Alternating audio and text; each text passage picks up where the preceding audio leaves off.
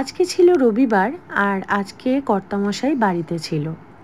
এই রবিবারটাও বাড়িতে থাকলে কাজের চাপ থাকে প্রচুর, কারণ এই একটা দিনও ঘরে থাকলে ও ঘরের বিভিন্ন রকম কাজ খুঁজে খুঁজে বের করে যে এটা গোছাবো, এটা করব, এই করে আরও দেরি করে।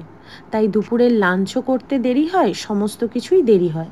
তাই রবিবারটা আমি ঠিক করে নিয়েছি যে কোনো কিছু মেনটেন করব না। এই মানে একটা রবিবার আমি যেরম সেরম করেই খাবো, আর যা পারবো তাই খাবো, আর বাকি সপ্তাহ একটু নিজের মতো করে মেনটেন করে চলবো। আজকে সন্ধ্যের সময় রিন্টু আমায় বলছিল যে চা কফি কিছু একটা করো।